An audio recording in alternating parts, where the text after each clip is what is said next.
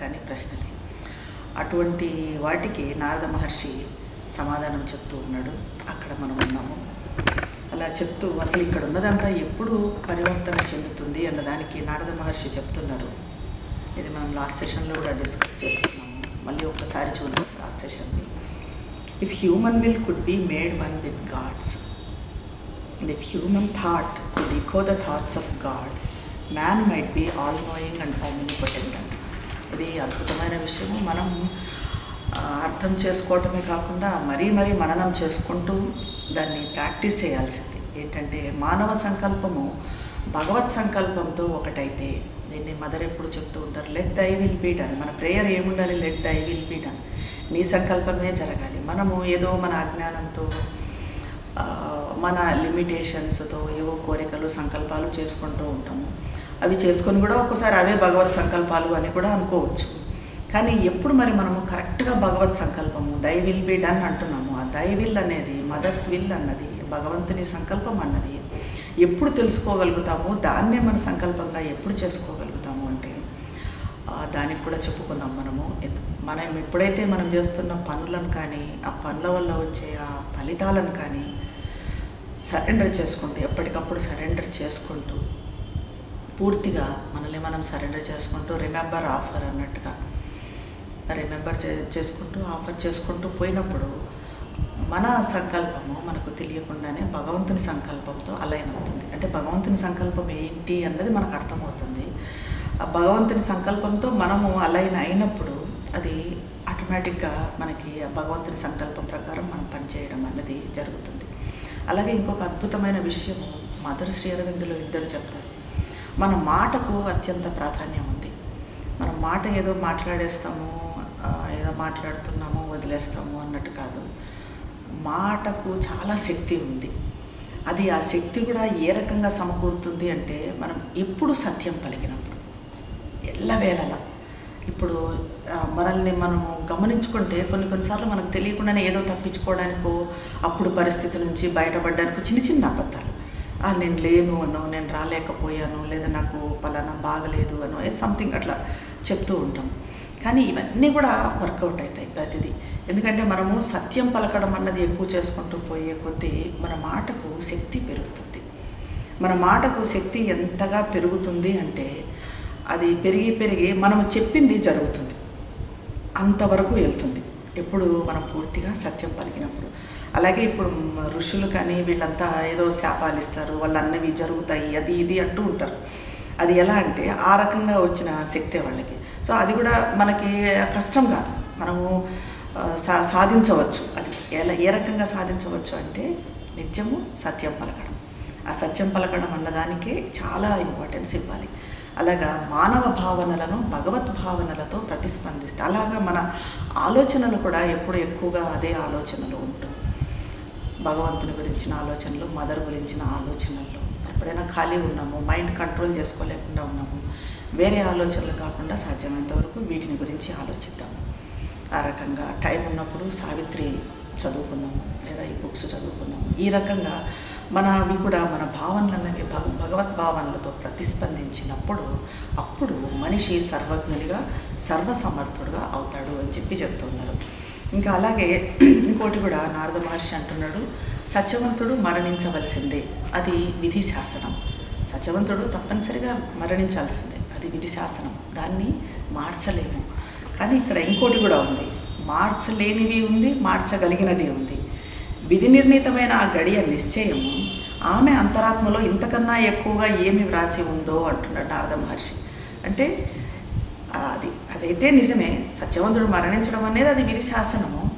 కానీ అంటున్నాడు, కానీ సావిత్రి అంతరాత్మలో ఏమి రాసి ఉన్నదో, అంటే సావిత్రి అంతరాత్మ శక్తిని బట్టి ఆమె విధిని మార్చుకోగలదు. ఇక్కడ మనకు చేంజబుల్ అన్చేంజబుల్ అనేటివి కూడా ఉంటాయి. మన విధిని మార్చుకోలేము, యాక్సెప్ట్ చేసి దాన్ని ఇది చేయాలి, మన కర్మ ఇంతే అనుకొని వెళ్ళిపోవాలి అనేది అది ఒక రకం. కానీ అలా కాకుండా మన విధిని కూడా మార్చుకోవచ్చు. ఏ రకంగా మార్చుకోవచ్చు అనేది మనకు సావిత్రి ద్వారానే అర్థమవుతుంది. ఎలాగా మన అంతరాత్మ శక్తిని మనము పెంచుకుంటూ పోయే కొద్దీ మన విధిని మార్చుకునే శక్తి కూడా మనకు వస్తుంది. కాబట్టి మనం ఒక్క విషయము ఎక్కువగా అనుకోవాలి. ఎలా ఎక్కువగా అనుకుంటూ ఉండాలి? ఎలా అంటే మనలో కొన్ని విషయాలు చేంజ్ చేయలేని తత్వం ఉంటుంది. అంటే మనం కొన్ని విషయాలు చేంజ్ చేయలేము. కొంతమంది మనుషులను కానీ కొన్ని విషయాలను కానీ మనం చేంజ్ చేయలేము. అలాంటి వాటిని యాక్సెప్ట్ చేయాల్సి వస్తుంది. సో ఆ యాక్సెప్ట్ చేయగలే నిర్మలత, ఆ సంక్షోభం లేకుండా ఉండటం, అది మనకి ఇవ్వమని భగవంతుని కోరుకోవాలి, మదర్ని కోరుకోవాలి. అలాగే కొన్ని విషయాలు మనం చేంజ్ చేయగలుగుతాం. ఆ చేంజ్ చేయగలిగిన విషయాలను చేంజ్ చేసే కరేజ్ అన్నది, ఆ ధైర్యం అన్నది మనకి ఇవ్వమని అమ్మను కోరుకోవాలి. ఇంకా అలాగే ఈ రెండిటికి మధ్యన డిఫరెన్స్ అంటే ఏది చేంజ్ చేయగలమో మరి ఏది చేంజ్ చేయలేము. ఈ మనుషులు చేంజ్ చేయలేము, దెన్ యాక్సెప్ట్. అది కరెక్టేనా మనం చేసేది? సరే, కొన్ని ఏమనుకుంటాం మనం ఇప్పుడు, అది ఎలా అంటే మళ్ళీ మనకు ఫేవరబుల్గా మనం తిప్పుకోకూడదు. ఎలా అంటే ఇప్పుడు నా క్యారెక్టరు నేను మార్చుకోలేను, నా గుణం ఇది, నాకు కొంచెం మొండితనం ఉంది, ఇంకా నేను ఇంతే, నేను మారను, ఇది చేంజ్ చేయగలిగేది కాదు, నేను యాక్సెప్ట్ చేయాల్సిందే ఇది, అది కాదు. ఆ రకంగా మనల్ని మనం సమర్థించుకోకూడదు. సో దీంట్లో కూడా ఒక వివేచన అన్నది ఉండాలి. ఏది మనం చేంజ్ చేయగలమో, ఏది చేంజ్ చేయలేము. చేంజ్ చేయలేనిది let us accept it, and change చేయగలిగింది let us try for it. అది అన్నమాట. ఆ రకంగా ఆ wisdom to know the difference, అది ఏంటి డిఫరెన్స్ అన్నది తెలుసుకోవడానికి ఆ విజ్డమ్ అన్నది కూడా అవసరం అవుతుంది ఇక్కడ. అలాగే మన విధి, మనము అనుకునే మన విధి ఇలా ఉంది అలా ఉంది అనుకున్న దాంట్లో కూడా ఎంత మటుకు మనం చేంజ్ చేయగలము అన్నది కూడా మనం చూసుకొని చేంజ్ చేసుకోవచ్చు. ఆ రకంగా చెప్తూ విశ్వ అజ్ఞానంలో దివ్య సత్యం పనిచేయటమే విధి అంటే రాజా అని చెప్తున్నాడు నారద మహర్షి. ఇది కూడా మనం పరీక్షిత్ మహారాజుది ఎగ్జాంపుల్ చెప్పుకున్నాం. అజ్ఞానంలో దివ్య సత్యం పనిచేయటమే విధి అన్నది అని చెప్పి. అంటే ఇప్పుడు మనం చెప్పుకున్నట్టుగా చేంజబుల్ అన్నట్టుగా మనము అజ్ఞానంలో ఉన్నప్పుడు కూడా ఈ భగవంతుని గురించి, మదర్ గురించి ఎక్కువ ఇది చేసుకుంటూ ఈ క్వాలిటీస్ అన్నీ మన యాస్పిరేషన్, సరెండర్ ఇవన్నీ పెంచుకుంటూ పోయే కొద్దీ అక్కడ ఆ దివ్య సత్యం అన్నది పనిచేస్తుంది. అప్పుడు మన విధి ఆటోమేటిక్గా నెమ్మదిగా చేంజ్ అవుతూ వస్తుంది. ఇప్పుడు మనం పేజ్ నెంబర్ 458లో ఉన్నామండి. 458. It is decreed and Satyavan must die. The hour is fixed. సత్యవంతుడు మరణించాల్సిందే, అది విధి శాసనం. The hour is fixed, chosen the fatal stroke. What else shall be is written in her soul, but till the hour reveals the fateful script. The writing waits illegible and mute. Fate is truth working out in ignorance. Fate is truth, దివ్య సత్యం, working out in ignorance. O King, thy fate is a transaction done at every hour between nature and thy soul. With God for its foreseeing arbiter, fate is a balance drawn in destiny's book. Man can accept his fate, he can refuse. Even if the one maintains the unseen decree, he writes thy refusal in thy credit page. For doom is not a clause, a mystic seal. ఇదే అంతం కాదు. ఓ రాజా, విధి, నీ విధి ప్రకృతికి అంతరాత్మకు మధ్యన జరిగే ఒక లావాదేవీల వ్యవహారం. ఇదేంటి విధి అన్నదేంటి? అజ్ఞానంలో దివ్య సత్యం పనిచేయటమే విధి అంటే, అలాగే విధి అన్నది ప్రకృతికి అంతరాత్మకు మధ్యన జరిగే లావాదేవీల వ్యవహారము అంటున్నాడు. ఒక ట్రాన్సాక్షన్ అంటే ఇప్పుడు ప్రకృతికి మరి అంతరాత్మకు జరిగే ట్రాన్సాక్షన్ అన్నది ఎలా ఉంటుంది? ప్రకృతి అన్నప్పుడు ప్రకృతి కింద ఉన్నప్పుడు మన సత్వరజ తమో గుణాలు పనిచేస్తూ వాటి ఆధీనంలో, ప్రకృతి ఆధీనంలో పూర్తిగా ఉంటాము. అదే ఎప్పుడైతే మనము అంతరాత్మను ముందుకు తీసుకొని వస్తామో అప్పుడు ప్రకృతి వెనక్కిపోతుంది. అప్పుడు అంతరాత్మతో జరిగేది ఉంటుంది. ఈ రకంగా అంతరాత్మతో ఎప్పుడైతే మనం చేస్తూ ఉంటామో, అంతరాత్మ ప్రభావితమై ఎక్కువగా మనం పనులు చేసుకుంటూ అదే దీంట్లో ఉంటామో అప్పుడు ప్రకృతి ఆధీనం అన్న తగ్గిపోతూ వస్తుంది. ఇది ఎలాగా? ఈ రెండింటి మధ్య ఇచ్చి పుచ్చుకోవడం లాగా ఉంటుంది. ఇది ప్రతి గడియలో జరుగుతూ ఉంటుంది అంటున్నారు. ఎప్పుడు జరుగుతూ ఉంటుంది? జరిగేదంతా ముందే తెలిసిన భగవంతుడు ఈ వ్యవహారానికి మధ్యవర్తి. మరి ఎవరు దీనికి మధ్యవర్తి? దీన్నంతా చూస్తూ ఉండేది మనం ప్రకృతి ఆధీనంలో ఉన్నామా, అంతరాత్మ ఆధీనంలో ఉన్నామా అన్నది తెలుసుకునేది మనం కూడా కాదు. ఎవరు అంటే అది భగవంతుడే. దివ్యప్రాప్తి గ్రంథంలో వ్రాయబడిన జమా ఖర్చుల శేషమే విధియే. ఇప్పుడు నువ్వు ఎప్పుడు అంతరాత్మ ఆధీనంలో ఉన్నావు, ఎప్పుడు ప్రకృతి ఆధీనంలో ఉన్నావు, ఏది జమ, ఏది ఖర్చు? నువ్వు అంతరాత్మ ఆధీనంలో ఉన్నంత వరకు అది జమ, అది క్రెడిట్ అవుతుంది. లేదా మనము ఎప్పుడు ప్రకృతి ఆధీనంలో ఉంటూ ఆ రజోగుణము, ఆ తమో గుణంలో ఉంటూ ఇచ్చేసుకుంటున్నామంటే అది ఖర్చు, అది డెబిట్ అవుతుంది. ఇదంతా కూడా ఎవరి దగ్గర ఉంటుంది? బుక్ అంతా కూడా భగవంతుని దగ్గర ఉంటుంది. ఆ రెండింటి శేషమే మన విధి. ఆ రెండింటి నుంచి ఏదైతే బ్యాలెన్స్ ఉంటుందో, నీకు క్రెడిట్ బ్యాలెన్స్ ఎక్కువ ఉంటుందా, అది నీ విధి. అలాగే ఈ డెబిట్ అయింది ఖర్చుల బ్యాలెన్స్ ఎక్కువ ఉంటుందా, అప్పుడు నువ్వు విధి రాతపడాలి. అదేమో ఇది దుర్విధి అవుతుంది, అది నువ్వు మార్చుకున్న విధి అవుతుంది. అలాగే మనిషి ఈ రకంగా తన విధిని అంగీకరించవచ్చు లేదా నిరాకరించవచ్చు. ఈ రకంగా మనిషి విధిని మనకిది విధి అని తలరాత అని అనుకోవాల్సిన పని లేదు. ఇది అది మన చేతుల్లో ఉంది. మనం అంగీకరించవచ్చు లేదా నిరాకరించవచ్చు. ఏకైకుడు కనిపించని ఈ శాసనాన్ని కొనసాగించినప్పటికీ నీ నిరాకరణను నీ ఖాతాలో జమ చేస్తాడు. మనం ఎప్పుడైతే విధిని ఇలాగ అంతరాత్మను ముందుకు తీసుకొని వస్తూ విధిని నిరాకరిస్తూ పోతామో, అదంతా కూడా మన ఖాతాలో జమ అవుతూ పోతుంది, జమ చేస్తాడు. ఎందుకంటే దుర్విధి అన్నది నీ అంతిమం కాదు. మనకేదో జరిగింది అని అంటే అదే అంతం కాదు. ఇదే ఇంకా నా లైఫ్ ఇంతే, నాకు ఇంకా ఇది ఇంకా మంచి జరగడం అనేది ఉండదు అని అనడానికి లేదు. This is not the end. అదే అంతం కాదు. భగవంతుని మార్మిక ఆమోద ముద్ర కాదు, భగవంతుని మిస్టిక్ సీల్ కూడా కాదు అది అని చెప్తూ నెక్స్ట్ అంటున్నారు. ఎలా అంటే ఆత్మ ఏ రకంగా మన అంతరాత్మ అన్నది ఏ రకంగా ప్రయాణం చేస్తుంది, ఆత్మ నుంచి వచ్చిన అంతరాత్మ ఏ రకంగా ప్రయాణం చేస్తుంది అన్నది కూడా చెప్తున్నారు. Arising from the tragic crash of life, arising from the body's torture and death, the spirit rises mightier by defeat. Its godlike wings grow wider with each fall. Its splendid failures sum to victory. O man, the events that meet thee on thy road, though they smite thy body and soul with joy and grief, are not thy fate. Though they smite thy body and soul with joy and grief, are not thy fate. They touch thee awhile and pass. Even death can cut not short thy spirit's walk. Thy goal, the road thou choosest, are thy fate. ఇది నీ fate. Thy goal, the road thou choosest, are thy fate. ఆత్మ జీవితపు విషాదం నుండి, శరీరము బాధ మరణాల నుంచి పైకి లేచి ఓటమితో ఇంకా శక్తివంతమవుతుంది. మన ఆత్మ అన్నది ఇంకా ఇంకా ఈ డిఫీట్స్, ఇవి ఓటములు ఇవన్నీ మనం పొందినప్పటికీ, మన ఆత్మ అన్నది ఇవన్నీ పొందుతున్న కొద్దీ ఈ కష్టాలు, ఈ బాధలు, ఈ ఆటంకాలు ఇవన్నీ మనం ఎదుర్కొంటూ పోయే కొద్దీ ఆ ఆత్మ అన్నది ఇంకా ఇంకా శక్తివంతం అవుతుంది. Arising from the body's torture and death and the spirit rises mightier by defeat.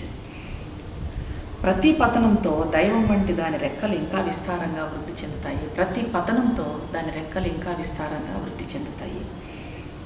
దాని మహత్తర విఫలాలన్నీ విజయానికి దారితీస్తాయి. మహత్తర విఫలాలు, మనం జీవితంలో పొందే విఫలాలన్నీ కూడా విజయానికి దారితీస్తాయి. మనం విఫలాలు, అయ్యో జీవితంలో ఇంత వైఫల్యం పొందినాం అనుకుంటాం. కానీ లాస్ట్ సెషన్లో కూడా మనం చెప్పుకున్నాం, ఏ ఛాలెంజ్ కూడా మన ఆత్మశక్తి ఎదుర్కోలేని ఛాలెంజ్ అంటూ మనకు ఇవ్వబడుతుంది. ఒక్కొక్క ఛాలెంజ్, ఒక్కొక్క ఆటంకం మనం దాటుకుంటూ పోయే కొద్దీ అది మన సోల్ని ఇంకా ఇంకా ఇంకా ఇంకా బలం చేస్తూ పోతుంది. అంటే అట్లానే మనం ఆటంకాలు మనకు రావాలని కోరుకోవడం కాదు, అవి వచ్చిన వాటిని ఏ రకంగా మనము దాన్ని ఎదుర్కోవాలి, దానితో మన సోల్ స్ట్రెంగ్త్ అన్నది ఎలా ఇంకా స్ట్రాంగ్ చేసుకోవాలి అన్నది చూసుకోవాలి. అలాగా ఈ విఫలాలన్నీ కూడా విజయానికి దారితీస్తాయి. ఓ మ్యాన్, ఓ మనిషి, the events that meet the on దై రోడ్, నీ మార్గంలో నువ్వు ఎదుర్కొనే ఈ సంఘటనలన్నీ, నిన్ను కలిసే ఈ సంఘటనలన్నీ కూడా నీ శరీరాన్ని, అంతరాత్మను సంతోషంతో దుఃఖంతో దెబ్బలేసిన ఈ సంఘటనలు, రకరకాల సంఘటనలు మనకు జీవితంలో జరుగుతూ ఉంటాయి. కొన్నిటికి సంతోషిస్తూ ఉంటాం, సంతోషపడే సంఘటనలు జరుగుతాయి. కొన్ని మనము బాధపడి దుఃఖపడి ఇది చేసుకునే సంఘటనలు జరుగుతాయి. కానీ ఇవి ఈ రకంగా సంతోషంతో దుఃఖంతో దెబ్బలేసినా కూడా అది నీ విధి కాదు, అదే మన విధి కాదు. సంతోషము అది కూడా పాసింగ్ క్లౌడే, అండ్ దుఃఖము అది కూడా పాసింగ్ క్లౌడే. ఏది పర్మనెంట్ కాదు, అది మన విధి కాదు.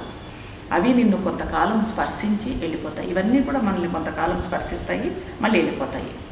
నీ ఆత్మగమనాన్ని మృత్యువు కూడా తగ్గించలేదు. ఆత్మగమనాన్ని మృత్యువు కూడా డెఫినెట్గా తగ్గించలేదు. ఎందుకంటే మృత్యువుతో మన ఆత్మ అన్నది మన దేహం అక్కడితో అంతమవుతుంది, కానీ మన ఆత్మ అన్నది అక్కడితో ఆగిపోదు. మళ్ళీ నెక్స్ట్ జన్మకు కంటిన్యూ అవుతుంది. నీ గమ్యం, నువ్వు ఎంచుకున్న మార్గం, నీ విధిని నిర్ణయిస్తాయి. ఇది ఎంత అద్భుతంగా ఉంటుంది చూడండి. దై గోల్, ద రోడ్ దౌ చూసెస్ట్, ఆర్ దై ఫేట్. ఏంటి మన విధి అంటే మన రోడ్డు మనము ఎంపిక చేసుకున్న మార్గము మన గమ్యము. ఏ మార్గంలో పోతున్నాము, ఏ గమ్యం చేరటానికి పోతున్నాము, మన గమ్యం ఏంటి అన్నది మనకు తెలిసినప్పుడు, మన గమ్యం ఏంటి, ఇక్కడ సుఖాలు, ఇక్కడ సంతోషాలు ఇవన్నీ పొందడము, ఏదో ప్లెజర్స్ ఇది చేయడము, దుఃఖం వస్తే దాంట్లోనే పొరలాడడము, ఇంకా సుఖము వచ్చిందంటే ఆ సుఖాన్ని అనుభవించడము, వెంటనే మారుతూ ఉండడం, ఇదేనా మన గమ్యం? మరి మన గమ్యం అనేది ఒకటి మనకు తెలియాలి, అదే మన విధి. ఇప్పుడు అదే మన గమ్యం అనుకున్న వాళ్లకు అదే విధి, వాళ్ళ విధి. అలా కాకుండా మన గమ్యం ఏంటి, మదర్ అనుకుంటున్నాం మన గమ్యము, భగవంతుని కలవడం అనుకుంటున్నాం మన గమ్యము, అది మన విధి. దాని ప్రకారమే మన మార్గం కూడా ఉంటుంది. మన మార్గం ఏదైతే ఎంపిక చేసుకుంటామో, ఏ గమ్యాన్ని అయితే చేరాలనుకుంటామో అది మనము డిసైడ్ చేసుకోవాల్సింది. నీ గమ్యం, నువ్వు ఎంచుకున్న మార్గము, దాన్ని బట్టి ఏదైతే అది డిసైడ్ చేసుకున్నప్పుడు మన ఆ గమ్యం కానీ దాన్ని కోసం మనం వెళ్ళే మార్గం కానీ ఎంపిక చేసుకున్నప్పుడు మన విధి అన్నది నిర్ణీతం అవుతుంది. అదే మన విధిని నిర్ణయిస్తుంది. అందుకే నీ గమ్యం, నువ్వు విధిని నిర్ణయిస్తాయి. నీ ఆలోచనలను, హృదయాన్ని, కర్మలను పూజాపీఠం మీద ఉంచి దేవుళ్లకు అర్పిస్తూ, సో మన ఆలోచనలను కానీ, మన హృదయాన్ని కానీ, మన కర్మలను కానీ ఇంతకుముందు మనం చెప్పుకున్నట్టుగా ఆ పూజాపీఠం మీద ఉంచి దేవుళ్లకు అర్పిస్తూ మన విధి అన్నది దీర్ఘ యజ్ఞము చేస్తూ ఉంది. మన విధి ఈ రకంగా దీర్ఘ యజ్ఞం చేస్తూ ఉంది. ఇది మనమంతా అనుకుంటాం, కానీ ఇవన్నీ జరిగేటివన్నీ కూడా విధి చేస్తున్న ఒక దీర్ఘ యజ్ఞమే. అవి నీకు నీ రహస్య ఆత్మను ప్రకటించే వరకు, ఎప్పటి వరకు ఈ దీర్ఘ యజ్ఞం విధి చేస్తూనే ఉంటుంది.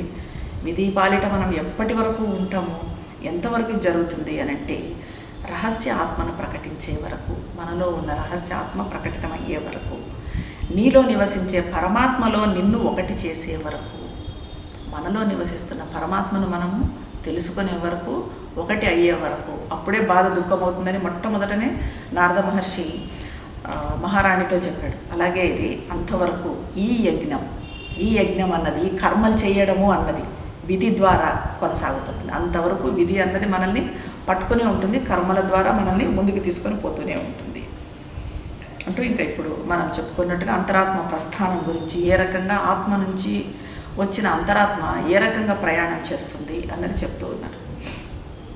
ఓ soul, intruder in nature's ignorance, armed traveler to the unseen supernal heights, thy spirit's fate is a battle and ceaseless march against invisible opponent powers, a passage from matter into timeless self, adventurer through blind unforeseeing time, a forced advance through a long line of lives, it pushes its spearhead through the centuries. ఓ అంతరాత్మ ప్రస్థానం చెప్తున్నారు. అసలు మనం ఇంతకుముందు కూడా discuss చేసుకున్నాం. మన అంతరాత్మ అన్నది ఎలా వచ్చింది? It's a spark from the spirit. ఒకే ఒక ఆత్మ, పరమాత్మ నుంచి వచ్చిన ఇదొక స్పార్క్, స్ఫులింగం అన్నది మన అంతరాత్మ. ఈ అంతరాత్మ వచ్చి ఎక్కడికి వచ్చింది? మరి ఆ పరమాత్మ నుంచి వచ్చిన అంతరాత్మ ఎక్కడెక్కడికి వెళ్ళింది? రాగానే ఫస్ట్ ప్రకృతి అజ్ఞానంలోకి చొరబడిన దానవు. ఎక్కడికి? ఇన్కాన్షియన్స్లోకి, మ్యాటర్లోకి చొరబడింది. సో ఓ అంతరాత్మ, నువ్వు ప్రకృతి అజ్ఞానంలోకి చొరబడిన దానవు నువ్వు. కనిపించని దివ్య ఉన్నతాలకు, మరి ఆ మ్యాటర్లోకి వెళ్ళిపోయింది. ఎక్కడికి పోవాలనుకుంటుంది? కనిపించని దివ్య ఉన్నతాలకు ఆయుధాలతో ప్రయాణం చేస్తున్నావు. దివ్య ఉన్నతాలకు వెళ్ళాలనుకుంటుంది. అదే ఎవల్యూషన్. మనకి మ్యాటర్ నుంచి ఏ రకంగా అయితే లైఫ్, మైండ్ వచ్చిందో అలాగే ప్రయాణం చేస్తుంది. మరి అంతరాత్మ అక్కడి నుంచి, మ్యాటర్ నుంచి నెమ్మదిగా ఎవాల్వ్ అవుతూ వికసించుకుంటూ ప్రయాణం చేస్తూ ఉంది. దివ్య ఉన్నతాలకు ఆయుధాలతో ప్రయాణం చేస్తున్నావు. ఏమిటి ఆయుధాలు అంటే, మనం ఉన్నతాలకు వెళ్ళటానికి మనకు కావలసిన ఆయుధాలు, మనం సమకూర్చుకోవాల్సిన ఆయుధాలు ఏమంటే మన ఫెయిత్ అండ్ సంకల్పం, మనలోని విశ్వాసము, ఫెయిత్ అండ్ విల్, మనలోని విశ్వాసము, మన సంకల్పము, ఈ రెండు ఆయుధాలతో ప్రయాణం చేస్తుంది. నీ ఆత్మ విధి కనిపించని వ్యతిరేక శక్తులకు విరుద్ధంగా చేసే ఒక యుద్ధం.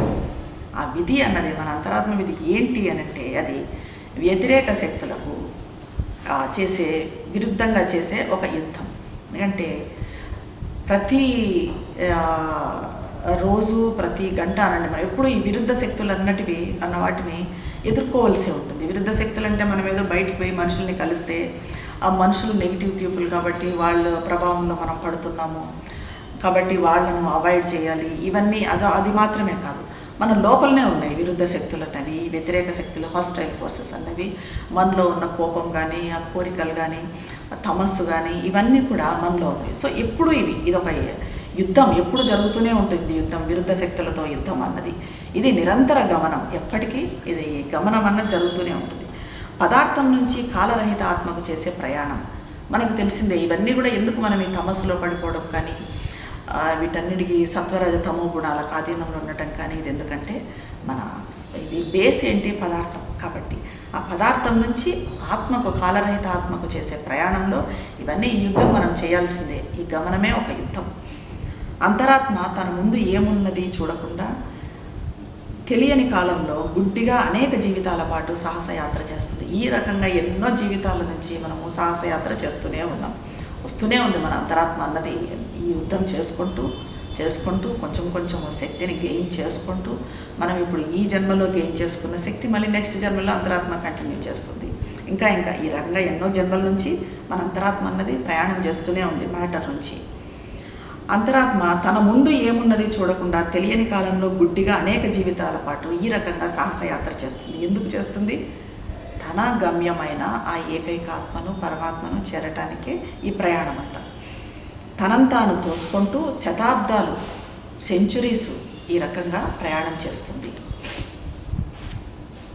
ఎలా ప్రయాణం చేస్తుంది? ఎక్కడెక్కడి నుంచి ప్రయాణం చేస్తుంది అంటే, across the dust and mire of the earthly plane, on many guarded lines and dangerous fronts, in dire assaults, in wounded slow retreats, holding the ideals ringed and battered fort, are fighting against odds in lonely posts, are camped in night around the bivouacs files, awaiting the tardy trumpets of the dawn, in hunger and in plenty and in pain, through peril and through triumph and through fall, through life's green lanes and over her desert sands, up the bald moor, along the sunlit ridge, in serried columns with a straggling rear, led by its nomad vanguard signal fires, marches the army of the way lost God. ఇది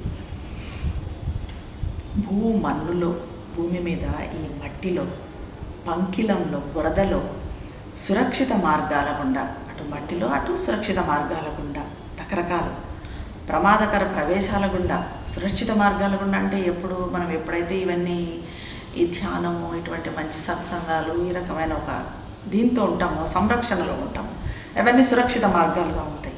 అలాగే ప్రమాదకర ప్రవేశాల గుండా కొన్ని తెలియకుండానే మనం ఒక dangerous ప్లేసెస్లోకి అలా వెళ్ళాల్సి ఉంటుంది.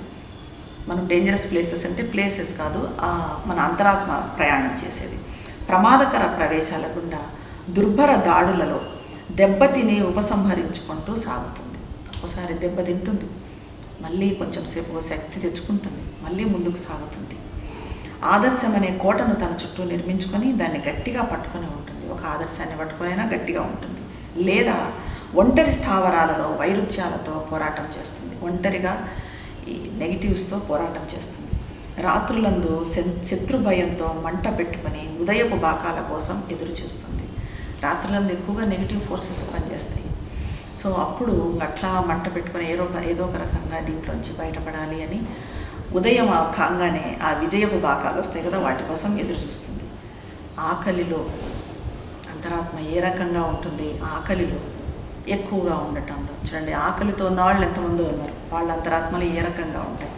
ఎక్కువగా ఉండడంలో, డబ్బులు ఎక్కువైన వాళ్ళకి అక్కడ ఎక్కువ ఉండటంలో, బాధపడేవాళ్ళు, అపాయాల గుండా, విజయము పతనాల గుండా, కొన్ని విజయాలు కొన్ని పతనాలు, వీటన్నింటి గుండా, జీవితపు హరిత మార్గాల్లో బాగా చక్కగా ఎలాగైతే ఒక బాగా ప్లెజెంట్గా ఉన్న మార్గం ఉంటుందో ఆ రకంగా ఒక్కోసారి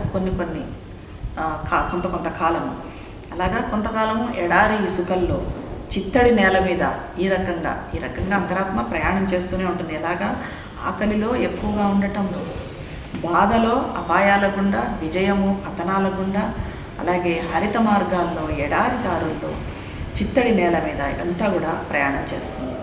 సూర్యకాంతి అంచున దట్టమైన దారుల్లో వెనుక చెల్లాచెదరైన సైన్యానికి సంకేత జ్వాలతో దారి చూపుతూ, సూర్యకాంతి అంచులో చెల్లాచెదురైన సైన్యానికి, వెనక చెల్లాచెదురైన సైన్యం అంటే అంతరాత్మ సైన్యం ఏంటి? మన మనసు, ప్రాణము, శరీరాలే అంతరాత్మ సైన్యం. వాటికి దారి చూపుతూ దారి తప్పిన ఈ దైవం, దారి తప్పింది మన అంతరాత్మ, అంతే కదండి. పైనుంచి వచ్చింది, ఆత్మ నుంచి వచ్చింది. ఇప్పుడు మొత్తం ఆత్మ వైపు పోతుందా, పరమాత్మ వైపు పోతుందా, అటు పరిగెత్తాం ఇటు పరిగెత్తాం, అవంటాం ఇవంటాం, ఈ రకంగా దారి తప్పిపోయింది. ఈ దారి తప్పినవి కానీ ఇది అంతరాత్మ దైవం.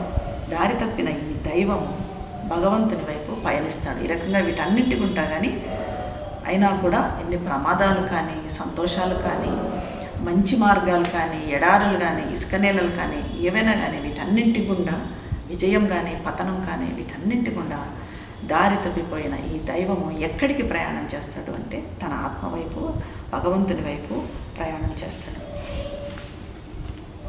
Then late the joy ineffable is felt. Then he remembers his forgotten self.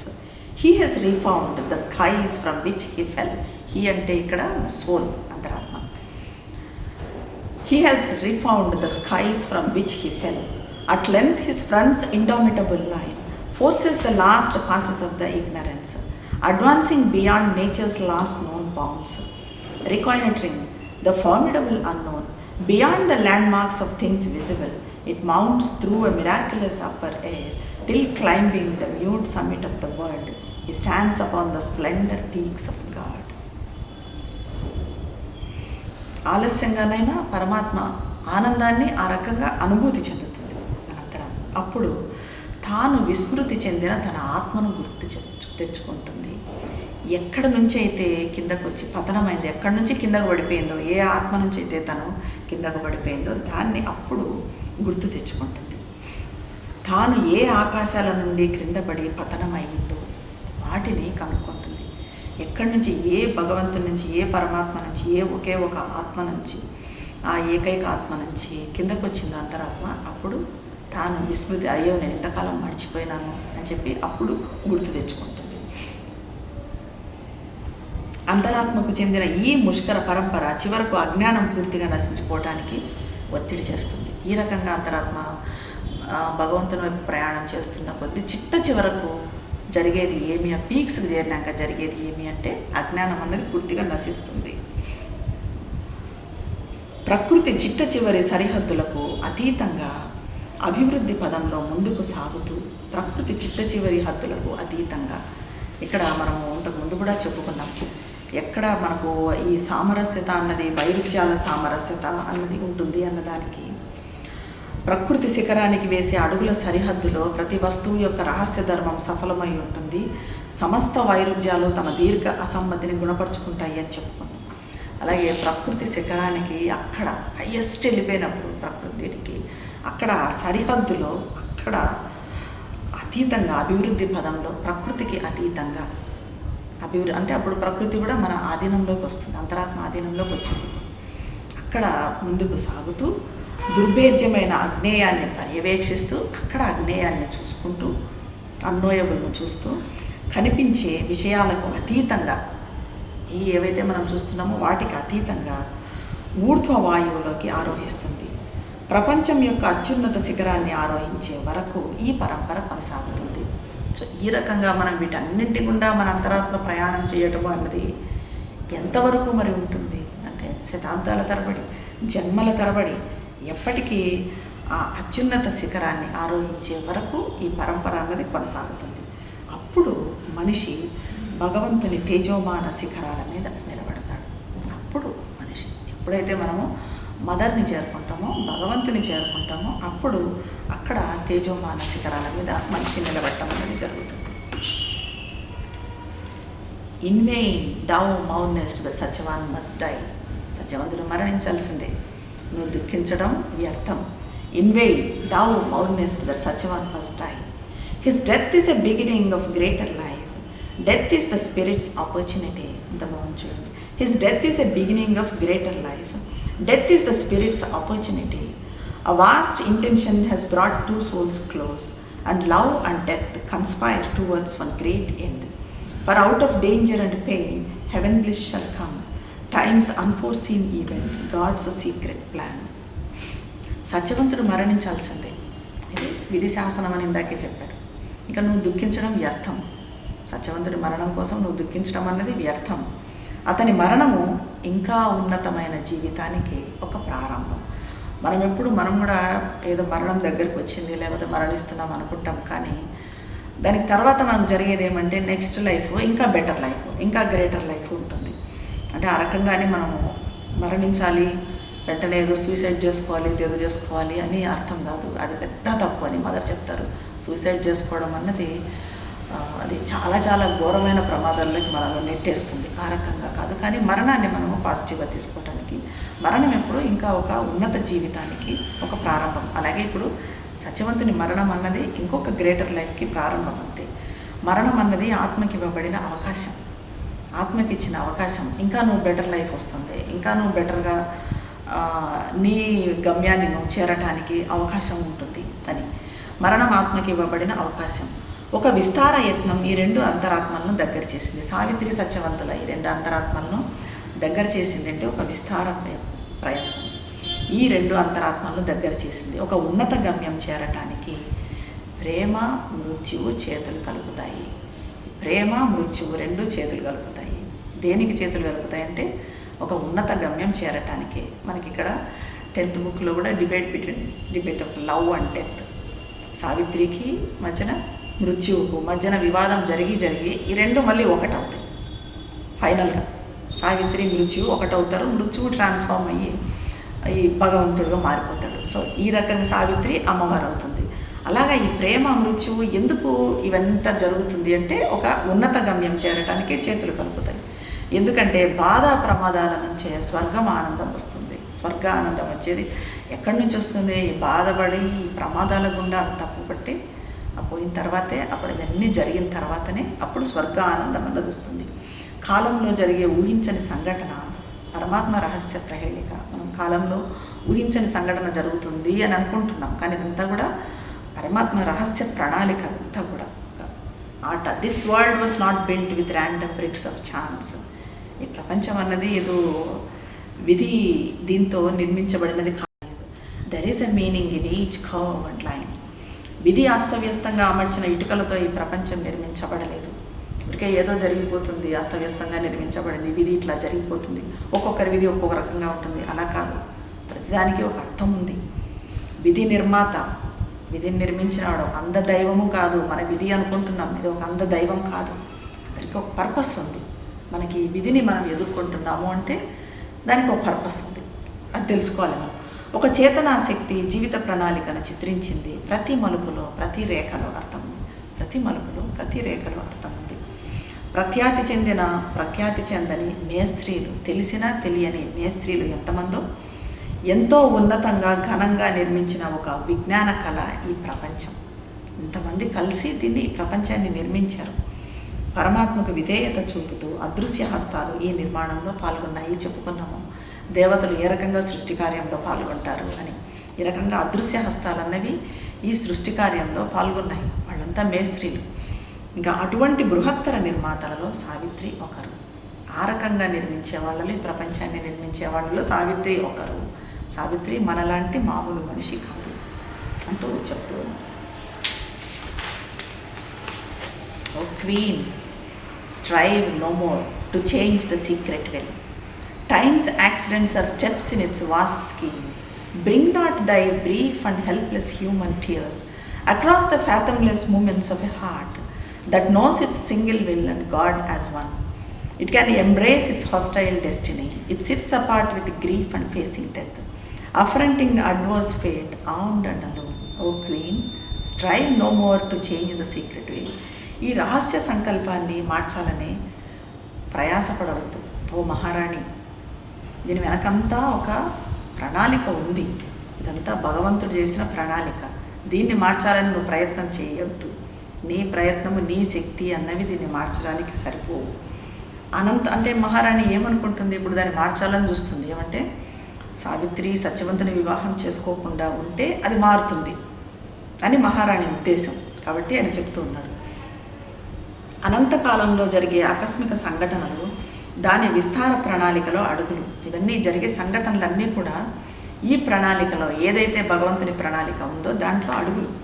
Savitri హృదయం యొక్క అపరిమిత క్షణాలకు అడ్డుగా నీ నిస్సహాయ సంక్షిప్త కన్నీటిని తీసుకురావద్దు. సావిత్రి ఎటువంటి శక్తి ఉంది? సావిత్రి హృదయానికి అపరిమితమైన శక్తి ఉంది. దానికి నువ్వు నిస్సహాయంగా ఈ ఏడుపులను, ఈ పెడబొబ్బలను, ఈ కన్నీళ్లను వాటన్నింటినీ దానికి దగ్గరికి తీసుకురావద్దు, ఆ మధ్యలోకి తీసుకురావద్దు. సావిత్రి సంకల్పం, పరమాత్మ సంకల్పం ఒకటే. ఇప్పుడు మనం చెప్పుకున్నట్టుగా మన సంకల్పం భగవంతుని సంకల్పంతో అలైన్ కావాలి అని చెప్పుకున్నట్టుగా ఆల్రెడీ సావిత్రి సంకల్పం అలాగే ఉంది, అలైన్ అయింది. ఎందుకంటే సావిత్రి అమ్మవారు అంశ కాబట్టి, అశ్వపతి మహారాజు తపస్సాధన ఫలితంగా జన్మించింది కాబట్టి సావిత్రి సంకల్పము పరమాత్మ సంకల్పము ఒకటే. అది సావిత్రికి తెలుసు, నా సంకల్పం భగవంతుని సంకల్పం ఒకటే అని. వ్యతిరేక భవిష్యత్తును కూడా ఆలింగనం చేసుకునే శక్తి ఆమె హృదయానికి ఉంది.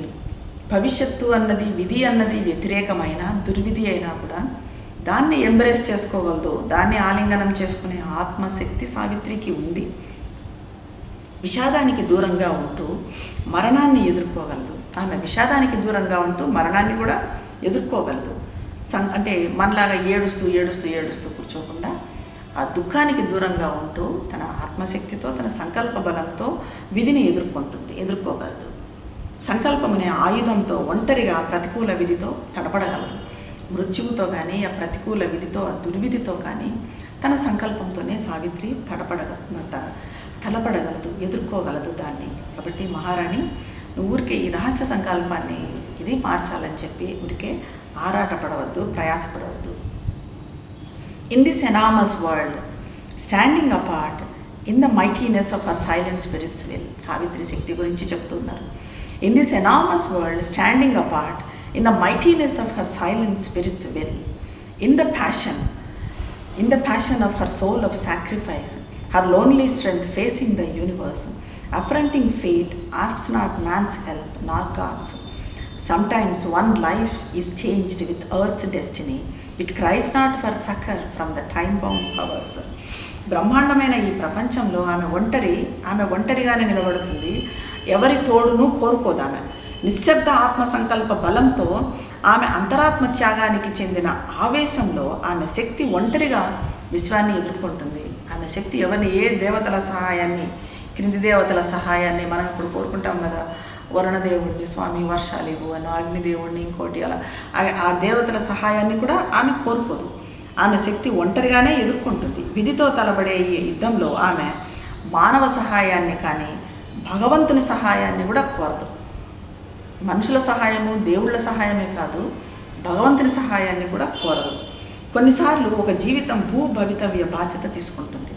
కొన్నిసార్లు ఒకే ఒక జీవితము, ఒక శక్తివంతమైన జీవితము భూమి భవిష్యత్తు బాధ్యతను తీసుకుంటుంది. ఇప్పుడు ఆ రకంగా సావిత్రి భూమి భవిష్యత్తు అంతా నా బాధ్యత అని తీసుకుంది. ఎలాగైతే శ్రీ అరవిందులు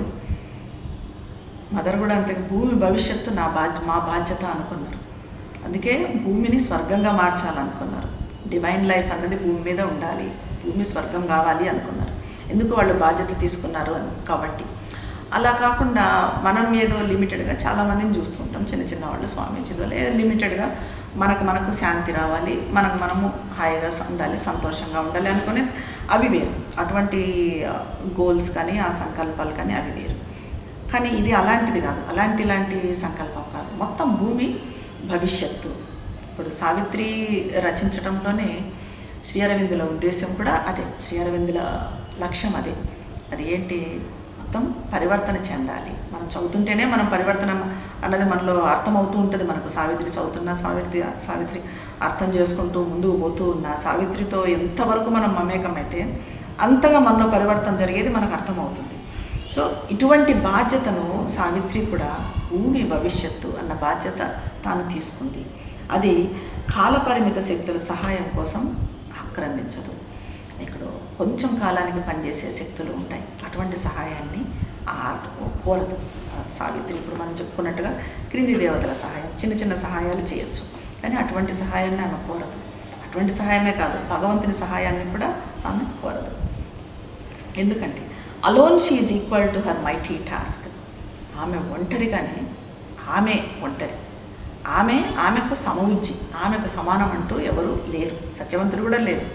ఆమెకు సమానమైన శక్తితో పోరాడగలిగిన శక్తి సత్యవంతునికి లేదు, అశ్వపతికి లేదు, కేవలం సావిత్రికే ఉంది. Alone she is equal to her mighty task. Interview not in a strife two great for దీ. a struggle too deep for mortal thought to sound its question to this nature's rigid bounds.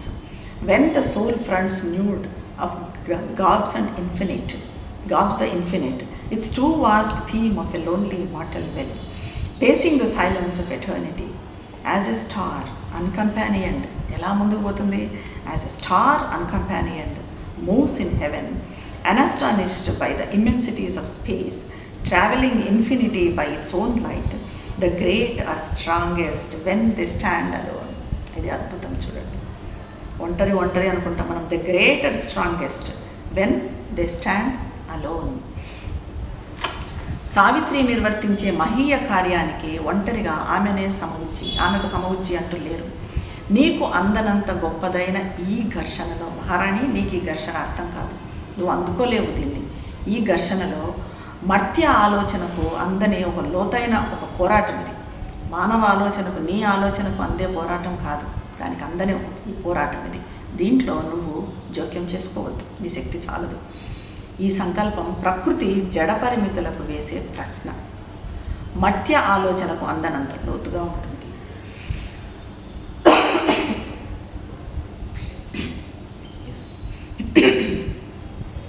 Savitri సంకల్పం అన్నది ప్రకృతి జడ పరిమితులకు వేసే ప్రశ్న. ప్రకృతి ఎందుకు ఇంత జడంగా ఉంది? ఈ మృత్యువు, ఈ బాధలు, ఈ దుఃఖాలు, ఇవన్నిటినీ ఎందుకు ఎదుర్కోవాలి మనిషి? ఇవన్నీ కూడా జడ పరిమితులు, ప్రకృతికి ఉన్న జడ పరిమితులు. సో ఈ జడ పరిమితులకు వేసే ప్రశ్ననే సావిత్రి సంకల్పం. మర్త్య ఆలోచనకు అందనంత లోతుగా ఇది ఉంటుంది.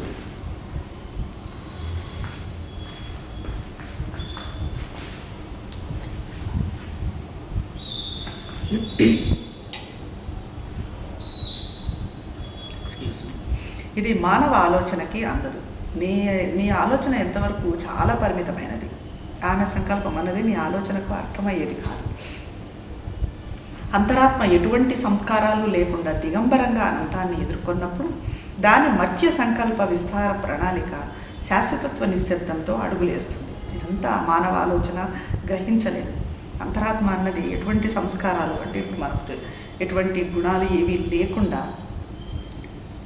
లేకుండా న్యూడ్గా అనంతాన్ని ఎదుర్కొన్నప్పుడు అది శాశ్వతత్వ నిశ్శబ్దంతో అడుగులేస్తుంది. అంటే ఏ వెయిట్ లేకుండా, ఇప్పుడు మనకు అంతరాత్మకు చాలా వెయిట్ ఉన్నాయి, చాలా ముసుగులు ఉన్నాయి.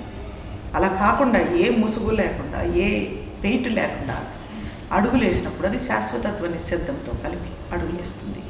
ఇదంతా మానవ ఆలోచన గ్రహించలేదు, మనుషులకు అర్థం కాదు. ఇది మహనీయులు ఎప్పుడూ ఎవరితోడూ లేకుండా స్వర్గంలో కదులుతూ విశ్వ అపారతల చేత విస్మయం చెందకుండా స్వీయ ప్రకాశంతో అనంతంలో ప్రయాణం చేసే తారకల ఒంటరిగా నిలబడినప్పుడే శక్తిమంతులవుతారు.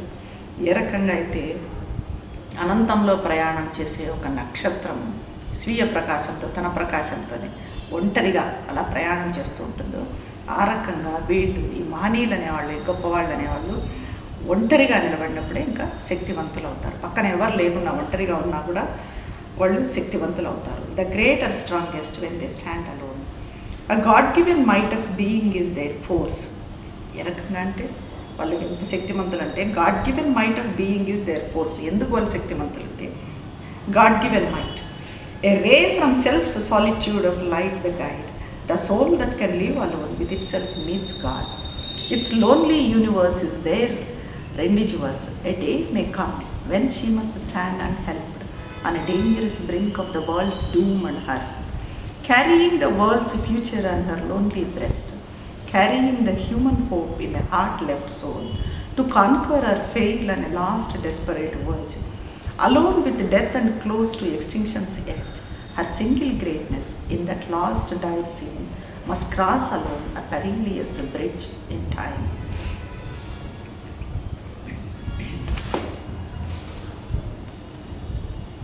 భగవంతుడు ఇచ్చిన అస్తిత్వ బలం వాళ్ళ శక్తి. వాళ్ళ శక్తి ఏంటి అంటే భగవంతుడు ఇచ్చిన బలం. స్వీయ ఒంటరి కిరణం వారికి మార్గం చూపుతుంది. ఒంటరిగా తనలో తాను వసించే అంతరాత్మ పరమాత్మను కలుస్తుంది. ఆ రకంగా అంతరాత్మ, ఒంటరిగా ఉన్న అంతరాత్మ పరమాత్మను కలుస్తుంది. దాని ఏకాంత విశ్వమే వారి సమాగమ సాంకేతిక స్థలం. ప్రపంచ దుర్విధికి తన దుర్విధికి చెందిన ప్రమాదకర అంచు మీద సావిత్రి నిస్సహాయంగా నిలబడే రోజు ఒకటి వస్తుంది. ఎప్పుడు ప్రపంచ దుర్విధికి తన దుర్విధికి చెందిన ఒక ప్రమాదకర అంచు మీద, ప్రపంచ దుర్విధి మరణం అన్నదాన్ని ఏ రకంగా సావిత్రి కేవలము సత్యవంతుడి మరణాన్ని మాత్రమే జయించాలని అనుకోవడం, సత్యవంతుడి ప్రాణాన్ని మాత్రమే జయించాలని అనుకోవడం, అది మహాభారతంలో సావిత్రి. కానీ ఇక్కడ సావిత్రి అలా కాదు, మొత్తం భూమి మీదకే అమృతత్వాన్ని తీసుకొని రావాలనుకుంటుంది. అంటే అది ప్రపంచ దుర్విధినే ఎదుర్కోవాలనుకుంటుంది. అది తన దుర్విధి అయినా తన దుర్విధి మాత్రమే మార్చుకోవాలని అనుకోవటం లేదు, ప్రపంచ దుర్విధినే మార్చాలనుకుంటుంది. అక్కడ సావిత్రి నిస్సహాయంగా నిలబడే రోజు ఒకటి వస్తుంది. అక్కడ మృత్యువుతో తలపడే రోజు ఒకటి వస్తుంది. ప్రపంచ భవిష్యత్తును తన ఒంటరి హృదయం మీద మోస్తూ ఏకాకిగా వదిలివేయబడిన తన హృదయంలో మానవ ఆశను తాను భరిస్తూ నశింపు అంచుకు దగ్గరగా ఉంటుంది. ఇక్కడ మనకు మదరే గుర్తొస్తారు. ఈ రకంగా ప్రపంచ భవిష్యత్తును తన ఒంటరి హృదయం మీద మోస్తూ ఏకాకిగా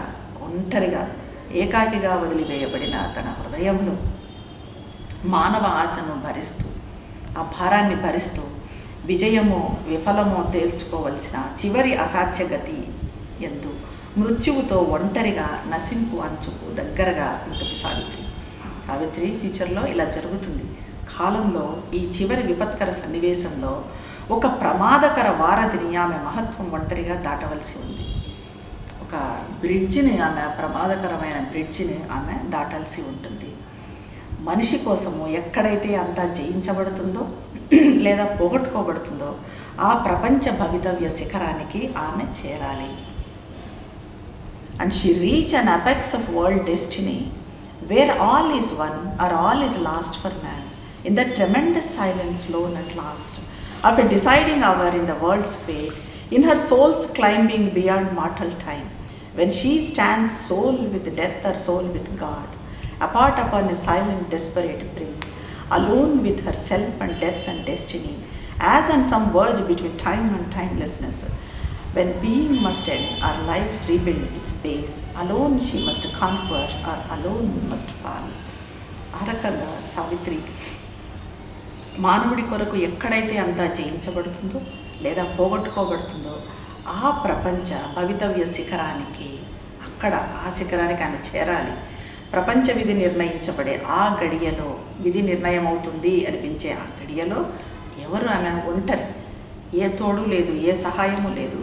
తనను తాను పోగొట్టుకున్న ఆ మహానిశ్శబ్దంలో, ఆ శూన్యంలో, మృత్యువుతో పోరాడే సమయంలో, ఆ శూన్యంలో మర్త్యకాలానికి అతీతంగా అంతరాత్మ చేస్తున్న ఆరోహణలో, ఈ మత్స్యకాలం దాటిపోయి, మన మామూలుగా ఏదైతే మానవ కాలం ఉందో దాన్ని దాటిపోయి దానికి అతీతంగా అంతరాత్మ చేస్తున్న ఆ నిశ్శబ్ద అంచు మీద, ఆ శూన్యంలో ఆమె మృత్యువుతో లేదా భగవంతునితో ఒంటరిగా నిలబడుతుంది. ఇక్కడ మృత్యువు లేదా భగవంతుడు, ఎందుకంటే మృత్యువు తర్వాత భగవంతుడే అవుతాడు కాబట్టి కాలానికి కాలరహితానికి మధ్యనున్న హద్దు మీద అక్కడ నిలబడుతుంది. అక్కడ అస్తిత్వం మరి అంతమవ్వడమా లేక ఆదాయాన్ని పునర్నిర్మించుకొని జీవించడమా? అక్కడ మన అస్తిత్వం పూర్తిగా నశించిపోతుంది. నశించడాన్ని చూసుకుందామా లేదా పునర్నిర్మించడమా అన్నది చూసుకోవాలి. అక్కడ అటువంటి స్థితి ఆమెకు కలుగుతుంది. మనం అస్తిత్వం పూర్తిగా అంతమవ్వడము అంటే మనం ఏదైతే నిర్వాణం అని చెప్పుకుంటున్నామో మన అస్తిత్వం లయమైపోవడం, అది అస్తిత్వం అంతమవ్వడం. లేదా పునర్నిర్మించడమా, లేదా దాన్ని అతిమానస శక్తిని తీసుకొని వచ్చి, తను సాధించిన శక్తిని తీసుకొని వచ్చి, అమృతత్వాన్ని కిందకి తీసుకొని వచ్చి పునర్నిర్మించడమా, ఏది చేస్తావు నువ్వు అన్నాడు అన్ని డిసైడ్ చేసుకోవాల్సిన స్థితి సావిత్రికి కలుగుతుంది. అప్పుడు జయించడం కానీ విఫలం అవ్వడం కానీ ఏమవుతుందో నారదుడు ఇప్పుడు చెప్పడం లేదు. ఈమె జయిస్తుందా, ఇవన్నీ సాధిస్తుందా అని చెప్పడం లేదు, పూర్తిగా మనకు కన్ఫర్మేషన్ ఇవ్వటం లేదు, మహారాణి కూడా ఇవ్వటం లేదు. జయించడమా విఫలం అవ్వటమా ఏదైనా కూడా ఒంటరిగానే సాధిస్తుంది. జయిస్తుందా విఫలం అవుతుందా నాకు తెలియదు, కానీ ఏదైనా ఒంటరిగానే సాధిస్తుంది. ఆ గడియలో ఎటువంటి మానవ సహాయము ఆమెను చేరలేదు. అట్లాంటప్పుడు ఎటువంటి మానవ సహాయము ఆమెను చేరదు. సాయుధుడైన ఏ దేవుడు, ఎందుకంటే ఏ మనిషి కూడా సావిత్రి చేరిన ఉన్నతాలకు ఏ మనిషి కూడా చేరడు. ఏ దేవుడు తన ప్రకాశంతో ఆమె పక్క నిలబడడు. కనుక దేవుళ్లకు స్వర్గానికి మొరపెట్టుకోవద్దు. నువ్వు దేవుళ్ళకు ఆ దేవుళ్ళు ఈ దేవుళ్ళని ప్రార్థించినా కూడా ఏ దేవుడు కూడా సావిత్రి చేరిన ఉన్నతాలకు చేరలేడు, ఆమెకు సహాయం చెయ్యలేడు. అటువంటి ఉన్నతాలకు ఆమె చేరుతుంది. కాబట్టి నువ్వు దేవుళ్ళకి కానీ స్వర్గానికి కానీ మొరపెట్టుకున్నా అది వ్యర్థం, మొరపెట్టుకోవద్దు. ఆమె ఒంటరిగా రక్షించగలదు. ఈ లక్ష్యాన్ని సాధించడానికి ఆ నిశ్శబ్ద శక్తి క్రిందకు దిగి వచ్చింది. ఒక మహాలక్ష్యాన్ని సాధించడానికే ఈ నిశ్శబ్ద శక్తి క్రిందకు దిగి వచ్చింది. సావిత్రి మాత ఎందుకు దిగి వచ్చింది అంటే అది పరమ లక్ష్యాన్ని సాధించడానికి. చైతన్యానికి చెందిన దివ్య సంకల్పము ఆమెలో మానవ రూపం దాల్చింది. అది ఒక దివ్య సంకల్పం. ఆమె మానవ రూపంలో వచ్చింది, కానీ వచ్చిందేంటి? ఆ దివ్య సంకల్పమే వచ్చింది ఆమె ద్వారా. ఆమె మాత్రమే తనను తాను రక్షించుకుంటూ ప్రపంచాన్ని రక్షించగలదు. మళ్ళీ చెప్తున్నాడు, ఆమెనే ప్రపంచాన్ని రక్షిస్తుంది, తనను తాను రక్షించుకుంటుంది. ఆమె మాత్రమే చేయగలదు. విజయమా విఫలమా కానీ ఏదైనా కూడా ఆమెనే చేయగలదు. ఏ దేవుళ్ళు చేయలేరు, ఎవరు చేరలేరు ఆ ప్లేస్కి. ఓ మహారాణి, బ్రహ్మాండమైన ఆ సన్నివేశం వెనుక తటస్థంగా ఉండు. ఓ మహారాణి, ఏమీ చేయొద్దు. కొన్ని సమస్యలు చూడండి, మనం పరిష్కారం చేసుకొని ఇప్పుడు మనం దుక్కున్నట్టుగా మార్చుకోవాల్సిన పరిష్కారం చేసుకోవాల్సిన సమస్యలు కొన్ని ఉంటాయి. కొన్ని సమస్యలు మనం ఊరికే గమ్మునుంటే పరిష్కారం అవుతాయి. మనం దాంట్లో ఏమీ ఇంటర్వ్యూన్ కాకుండా నిశ్శబ్దంగా మనలో ఒక శాంతి నిశ్శబ్దాలు పెట్టుకొని నెలకొల్పుకుంటూ జస్ట్ అబ్జర్వ్ చేస్తూ ఉంటే ఆ కాలమే సమాధానం ఇస్తుందంటే, కాలమే పరిష్కరిస్తుందంటే ఆ రకంగా పరిష్కరించబడతాయి. కాబట్టి నువ్వు ఈ సన్నివేశం వెనుక తటస్థంగా ఉండు. ఏం చేయొద్దు, ఏం జోక్యం చేసుకోవద్దు. ఆమె విధి గడియకు మధ్యన సాగే ఈ కాలంలోకి నువ్వు ప్రవేశించద్దు. నువ్వు ఆ మధ్యలోకి ప్రవేశించద్దు. ఆమె గడియ తప్పకుండా వస్తుంది. ఆమె కాలం అనేది తప్పకుండా వస్తుంది. ఇందులో ఎవరు జోక్యం చేసుకోలేరు. స్వర్గం ఆమెకు అప్పగించిన మహత్కార్యం నుండి ఆమెను మళ్లించే ఆలోచన చేయొద్దు. ఇది స్వర్గం అప్పగించిన మహత్కార్యం, భగవంతుడు ఇచ్చిన మహాకార్యం ఆమెకు. దాని నుంచి నువ్వు ఆమెను మళ్లించద్దు. ఇప్పుడు సత్యవంతుడు కాదు, ఇంకో వ్యక్తితో అయితే ఆమె ఆనందంగా ఉంటుంది. ఇలాంటివన్నీ చెప్పి నువ్వు లేకపోతే సత్యవంతుడు అయ్యో మరణిస్తాడే అని దుఃఖించి సావిత్రికి ఇటువంటి పరిస్థితి వస్తుంది అని దేవుళ్ళకు మొరపెట్టుకొని ఇవన్నీ చేయొద్దు. ఇవన్నీ వ్యర్థం. ఆమె ఉన్నత విధి నుండి ఆమెను రక్షించాలని నువ్వు శ్రమించద్దు. ఈ మహాపోరాటంలో నీకు స్థానం లేదు. ఈ మహాపోరాటం సావిత్రికి మృత్యువుకు జరిగే మహాపోరాటం ఇది. దీంట్లో నువ్వెక్కడున్నావు, దేవుళ్ళు ఎక్కడున్నారు, నీకు స్థానం లేదు. అక్కడ నీ ప్రేమ అని పరితాపాలు మధ్యవర్తులు కాలేవు. నువ్వు ఎంత ప్రేమ నీకున్నా, నీ ఎంత పరితపించినా కూడా నువ్వు అవేం చేయలేవు. ప్రపంచ విధిని, ఆమె విధిని భగవంతునికే వదిలిపెట్టు. భగవంతుడు ఆమెను కేవలం ఆమె శక్తికే వదిలేసినట్టు కనిపించినా అంతం అన్ని తప్పిదాలు పతనాలతో ఉన్నట్టుగా కనిపిస్తూ ఉన్నా, మళ్ళీ ఇక్కడ చెప్తున్నాడు, భగవంతుడు ఆమెను ఆమె విధికి వదిలేసినట్లుగా నీకు కనిపిస్తూ ఉంది. అంతము అన్ని తప్పిదాలు, అన్ని పతనాలు, అన్నీ నీకు నష్టాలే కనిపిస్తున్నాయి. అన్ని తప్పులే కనపడు, అన్ని పతనాలే కనిపిస్తున్నాయి. హృదయం విఫలమై కేవలం మరణం రాత్రిలు మాత్రమే ఉన్నా, హృదయం విఫలమైపోయి కేవలం మరణమే కనిపిస్తూ ఉన్నా, భగవంతుడు ఆమెకి ఇచ్చిన ఆమె బలము దుర్విధికి వ్యతిరేకంగా యుద్ధం ఇవన్నీ నీకు కనిపిస్తున్నాయి. ఎక్కడ అసలు హోప్ లేదు. సత్యవంతుడు మరణిస్తాడు అని చెప్తున్నారు. సావిత్రి మృత్యువుతో పోరాడటం ఏంటి, సత్యవంతుని సాధించుకోవడం, ఇవన్నీ అసలు సాధ్యమయ్యేదనా, ఉన్నతాలకు సావిత్రి చేరడం ఏంటి, ఇవన్నీ కూడా నువ్వు అనుకోవచ్చు. ఈ రకంగా నీకు అన్నీ కనిపిస్తూ ఉండొచ్చు. కానీ ఆమె బలము, ఆమె ఆత్మకి ఎటువంటి బలం ఉందంటే దుర్విధికి వ్యతిరేకంగా డెఫినెట్గా ఆమె పోరాటం చేయగలదు, పోరాటం చేస్తుంది. ఆమె శక్తి యుద్ధం చేస్తుంది, దుర్విధికి వ్యతిరేకంగా యుద్ధం చేస్తుంది. మృత్యువుకు దగ్గరలో, మృత్యు అంచున ఉన్నప్పుడు ఏ మానవ బలము ఆటంకించలేదు. అక్కడ మృత్యువుకు దగ్గరగా ఉన్నప్పుడు ఏ మానవ బలము ఆటంకించలేదు లేదా సహాయం చేయలేదు. నువ్వు మనిషివి, సహాయం చేయలేవు. దేవుళ్ళే చేయలేరున్నప్పుడు నువ్వెంత. రహస్యంగా ఉన్న దివ్య సంకల్పానికి అడ్డుపడవద్దు. ఇది దివ్య సంకల్పం, దీనికి నువ్వు అడ్డుపడవద్దు. ఆమె ఆత్మకు దాని శక్తికి మధ్య జోక్యం చేసుకోవద్దు. ఆమె ఆత్మకు దాని శక్తికి జోక్యం చేసుకోవద్దు.